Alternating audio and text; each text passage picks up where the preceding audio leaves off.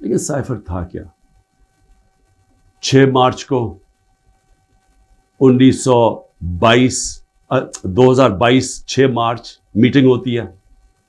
پاکستان کا ایمبیسڈر اسد مجید اور امریکہ کا جو under secretary of state Donald Lu Washington میں میٹنگ ہوتی ہے.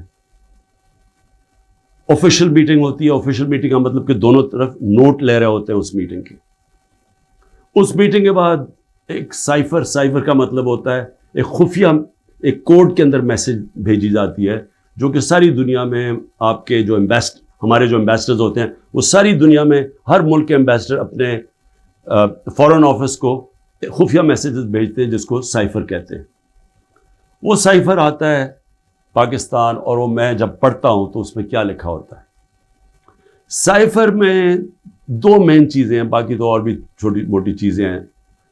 سب سے بڑی چیز لکھی ہوتی ہے کہ جی عمران خان کو آپ نے عدم اعتماد کی ووٹ میں پاکستان کے پرائم منسٹرشپ سے ہٹانا ہے. اور ایک اور چیز لکھی ہوتی ہے کہ عمران خان نے اکیلا فیصلہ کیا کہ روس جانے کا. آپ کو پتہ ہے روس اور تب تک جنگ شروع ہو چکی تھی روس کی یوکرین میں, تو عمران نے اکیلے نے فیصلہ کیا. جبکہ اسد مجید ہمارے ایمبیسڈر کہہ رہے ہیں کہ نہیں, عمران خان نے اکیلا فیصلہ نہیں کیا, یہ سب سٹیک ہولڈرز نے مل کے فیصلہ کیا تھا. لیکن جس طرح وہ بات کرتا ہے, اسد مجید, سلام کرتا ہوں میں اپنے ایمبیسڈر کو, وہ کہتا ہے اس کے بعد جو مجھے میسج کہ ان کے خلاف آپ کو پروٹیسٹ کرنا چاہیے, ڈیمارش کرنا چاہیے کہ اس نے بڑی غلط زبان استعمال کی ہے. غیرت مند ڈپلومیٹ ہمارا. لیکن وہ غیرت یہاں نہیں جاگتی جب وہ یہاں پہنچتا ہے.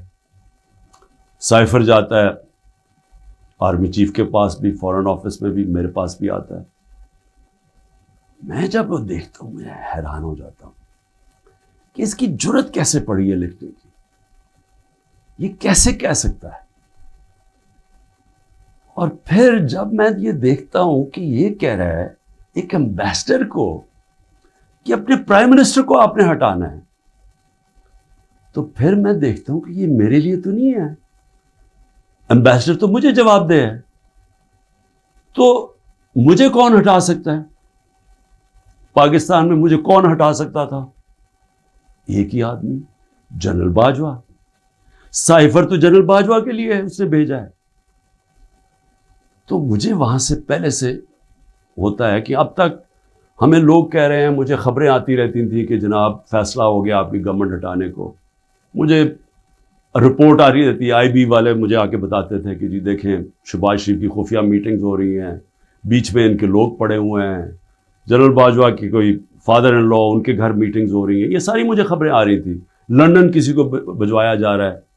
تو میں مانتا نہیں تھا. میں جنرل باجوہ کو جب ملتا تو وہ کہتے تھے ہو ہی نہیں سکتا, ہم تو کنٹینیوٹی چاہتے ہیں.